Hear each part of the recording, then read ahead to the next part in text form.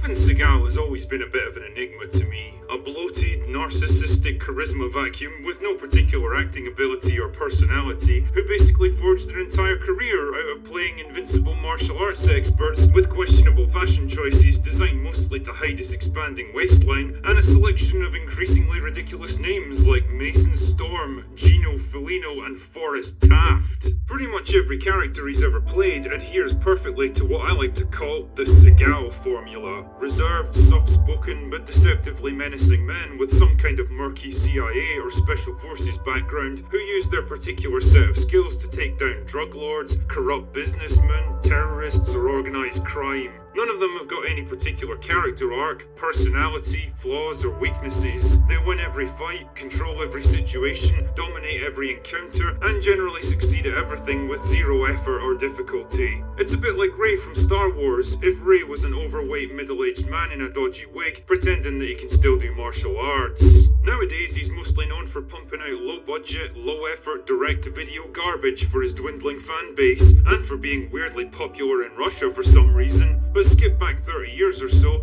and Steven Seagal was an up-and-coming action star with a string of small but increasingly successful hits under his belts. And by the early 90s, it was time for him to put on his big boy pants and join the big leagues. And the chosen launchpad for this push for A-list stardom was Under Siege, a story about a soft-spoken but deceptively menacing former Special Forces soldier who has to use his particular set of skills to take down a group of terrorists. So yeah, it definitely plays into the Seagal formula, but unlike most of his other movies, Under Siege is actually really fucking good. Mostly because it's well written, competently directed, and has a good supporting cast to keep things moving. The film's based aboard the USS Missouri, a World War II battleship making its final cruise before heading home for decommissioning.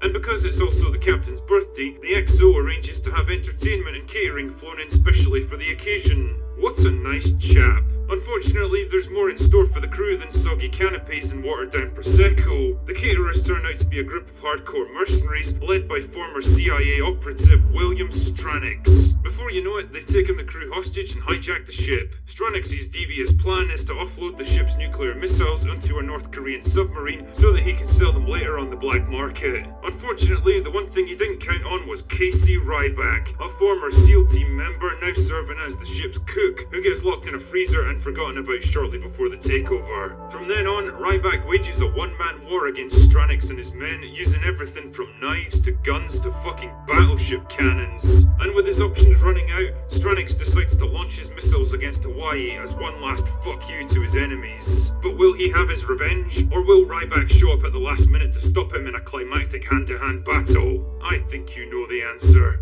Under Siege often gets thought of as Die Hard on a boat, and let's be honest, it's not hard to see the connections. Both movies feature a lone man taking on a superior force in a confined location with no possibility of outside help. Both have plenty of action, gunfights and explosions, and both culminate in a final confrontation between the hero and the villain. So basically what I'm saying here is that Under Siege isn't exactly breaking new ground in the action genre. But to be honest, I don't give a shit, because I think it works perfectly fine as a setup for what is actually a pretty cool action thriller. The location of a battleship is a neat concept for a film like this, providing plenty of opportunities for great little set pieces in unusual locations. This isn't some corporate high-rise filled with bland offices and half-finished machine spaces. It's a fucking battleship filled with narrow claustrophobic passageways, sleek command centers and towering superstructures. And for once, these aren't cheap, unconvincing sets either. The production was able to film on actual decommissioned warships, and I don't know man, there's just something fundamentally awesome about those big Iowa-class battleships. The action sequences and fight scenes are all decently put together and well directed, and even Seagal manages to pull his weight.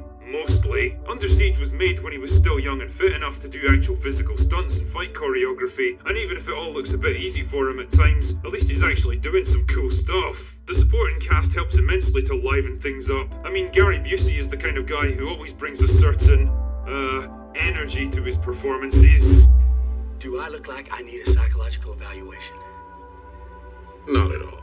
Tommy Lee Jones is great fun as Stranix. I guess he must have decided to compensate for Seagal's lack of emotion by just going all in. I mean, the man really swings for the fences, I'll say that much.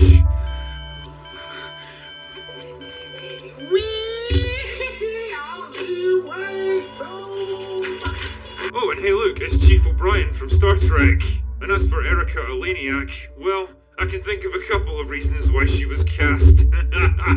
Under Siege really served as the apex of Seagal's career, his first and only taste of A-list stardom, and his follow-up film On Deadly Ground proved to be a bit of an expensive vanity project that failed to cement its success. From then on, it was basically a downward spiral into cheap B-movie obscurity. But hey, none of that should detract from what is a genuinely fun action movie from a bygone era, with a great supporting cast and some nice inventive set pieces. It's not going to change your world, but hey, maybe you don't need it to. If you're looking for a simple, undemanding film with clear-cut heroes and villains that doesn't really aspire to be anything more than it is, then well, Under Siege could fit the bill just right. Just remember to stay away from the shitty sequel.